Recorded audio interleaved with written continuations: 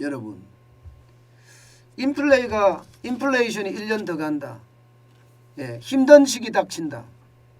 이게 제가 한 말이 아니고요.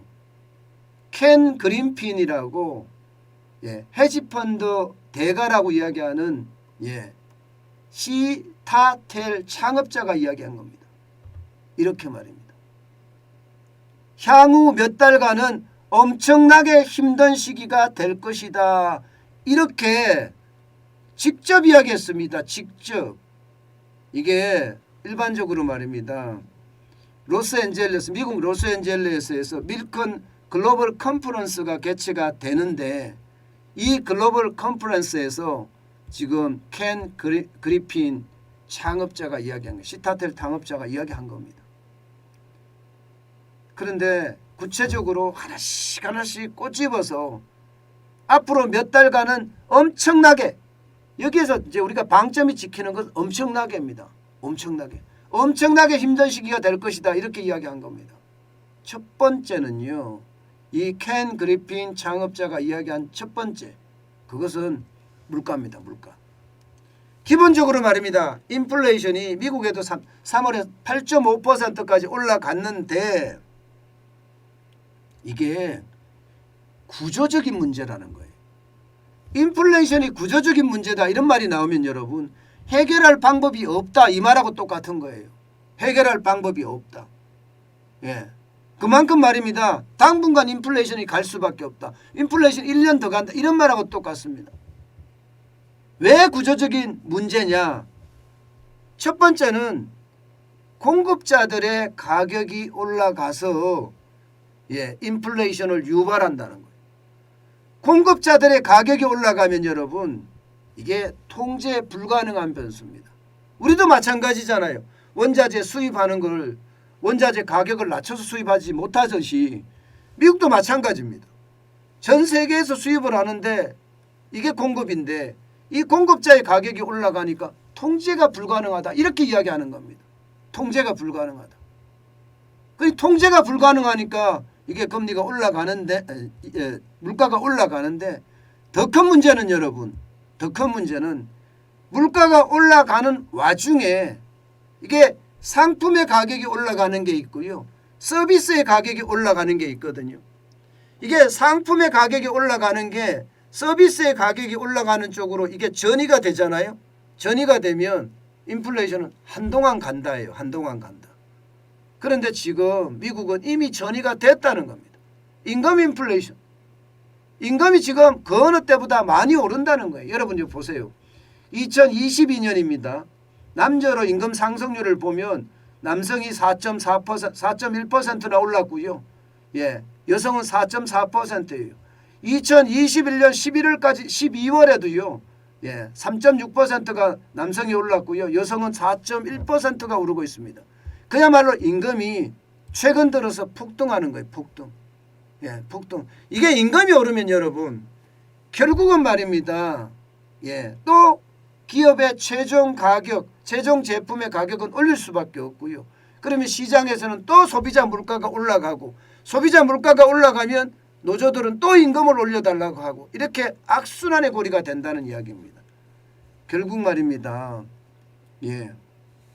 지금 켄 그리핀이 이야기하는 것은요.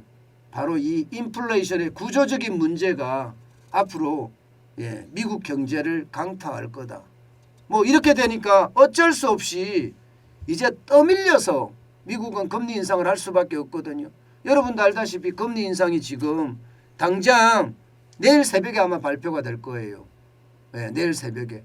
오늘 밤에 마지막 그 FOMC 연방공개시장위원회가 열리는데 여기에서 이제 0.5%를 인상하는 게 발표가 될 겁니다. 문제는 이게 한 번이 아니라는 거죠.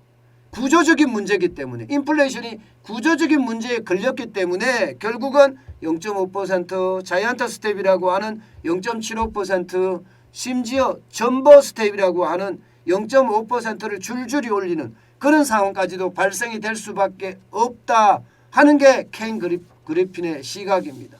심지어 말입니다. 켄 그리핀은요. 재앙이라는 단어를 썼습니다. 디제스트. 여러분 경제를 하는 사람, 특히 켄 그리핀 같이 헤지펀드를 운영하는 투자자가 재앙이라는 표현은 잘 안 씁니다.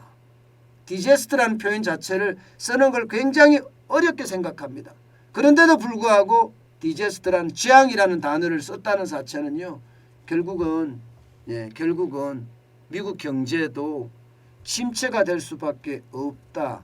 그래서 수개월간은 굉장히 어려움에 봉착하지 않겠느냐 하는 게 미국의 투자가들의 이야기입니다. 이게 켄 그리핀만 이렇게 이야기하는 건 또 아니에요.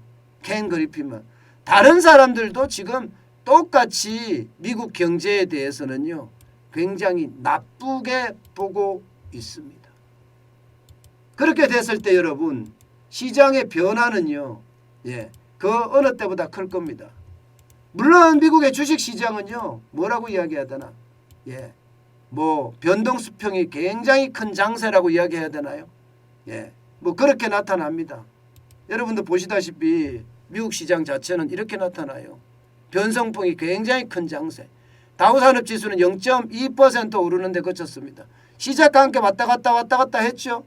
67.29가 올랐긴 했는데 33,128.79로 마감을 했습니다. 나스닥도 마찬가지예요. 0.22% 올랐고요. 27.74포인트가 올랐고 12,564.76으로 마감했습니다. 변동성 장세 진짜 장난 아니죠. 여러분들이 아마 보시더라도 변동성 장세는 그 어느 때보다 크다고 이야기할 수 있습니다.